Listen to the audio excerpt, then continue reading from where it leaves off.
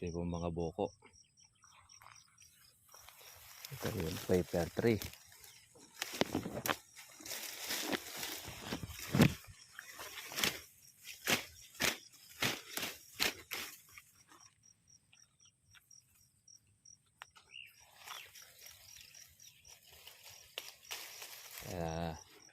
Tuwing umaga mga ka-farmers, ganito po yung ating trabaho sa ating kalamansi. Tayo po ay tumitingin ng ating mga baging nakakulapol. Siyempre,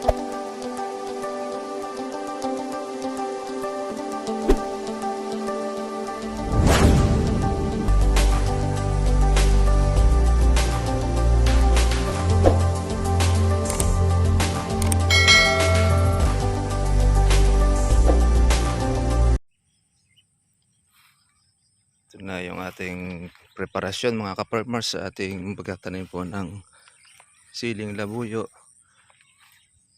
Una muna natin ay herbicide itong ating pagtataniman para po hindi siya madamo.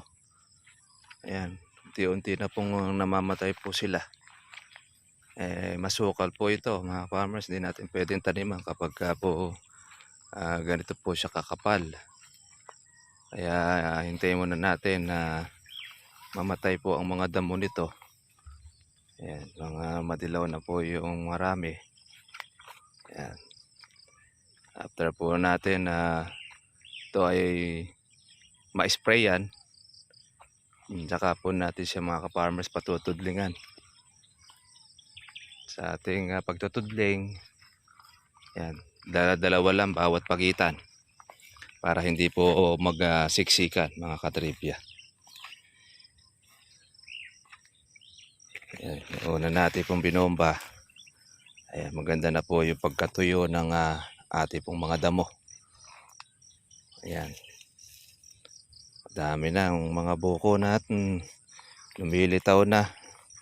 Lalaki na rin po mga katribya po nung iba gamais, iba naman po ay gamunggo yung ating pong mga buko. Ito yung paper tree.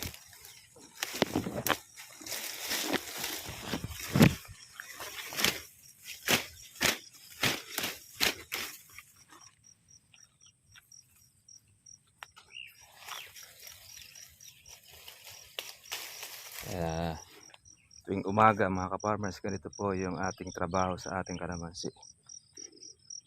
Tayo po ay tumitingin ng ating mga baging nakakulapol. Siyempre pati na rin po yung mga puno.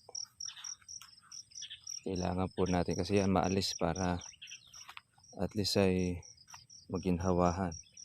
Tingnan naman ninyo mga katribya po kung gaano karami po ang mga buko ng kalamansi. Ay napakakapal. Hindi rin natin alam kung magkano ang presyo po niyan ng mga maliliit na buko, dahil yan ay marami na rin pong kasabay. Kaya yan po ang panahon ng kalamansi mga katribya. Pero meron naman tayo pong mga gaholin, pampitas po natin sa katapusan. Ayan, ang ganda po ng dahon ng kalamansi natin. Buti hindi po siya nag-indan itong mga nakaraang tag-araw dahil sa sobrang init mga ka-farmers. Ayan o. Itong mga buko na hindi naman lahat po yan ay magtutuloy. Maglulugas pa po yan habang yan ay lumalaki. At hindi na rin po natin kailangan ng pampakapit. Dahil alam na natin, yung panahon na yan, hindi na tayo nag-i-spray ng ating pang-insecticide. Pero yung mga buko ay mga bilog. Kumbaga ang mga insekto mga ka-farmers, mga nakapahinga kapag po ganito tagulan.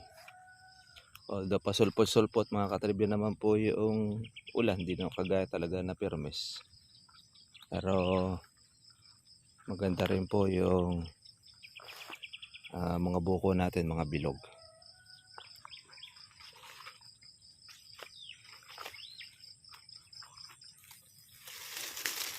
Ito yung mga baging. Ito po siyang kailangang alisin, agapan. Tsaka yung kalamanda rin. Pag di mo inalis yan, isang panahon, makikita ninyo, balot na sa baging. Kinukuha natin hanggang sa puno. Yan, yung ganito. Oh. Kaya dapat bubunutin ninyo yung ilalim. Kung hindi, tutubo na naman siya.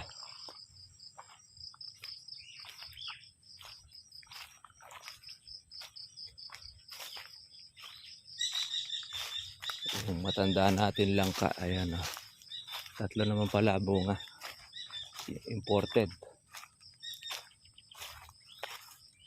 Ayan. Nabuwal na itong pinakasanga niya. Ate naman pong ampalaya.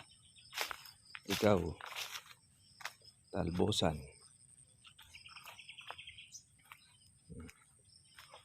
Kahit po siya ay nasisilong ng puno, kung mapanahon po siya ng tagbunga, ay hindi po nagkaroon ng problema. Itong ating kalamansi, ayan, nakapala.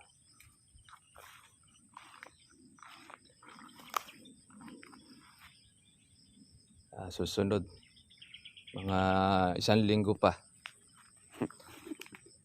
tayo po naman ay magpe-prepare naman po ng ating pagtatanim po ng ating siling labuyo. For the meantime, ito muna po yung ating kumpul-kumpulan ang ating po mga buko. Ayan.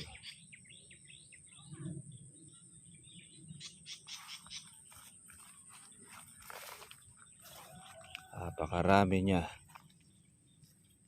Tumuloy lang po yung kalahati nito. Talagang halos hindi na makadala ang kalamansi nito.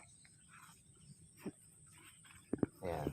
Nasa atin yan. Kung lalagyan po natin ng pataba, wala nang problema. Kung yung mayroon kayong pang abono, pwede rin. Kung hindi naman, pwede naman pong wala pong pataba. Kasi yan ay bonus na lang po natin yung mga buko po na yan. Hindi na po tayo nag-alaga po ng marami ng pag-i-spray, kundi bagos bunga ng ulan tsaka po ng ating huling abono nating inilagay. Paano mga ka-farmers, yan po, monitoran po tayo sa ating presyo ng kalamansi. Maganda ang balita, may tinag na naman pong muli. Sabihin nun ay nauubos na naman po yung dagsa. Kaya mangyayari niyan ay tataas naman po ulit ang kalamansi po natin.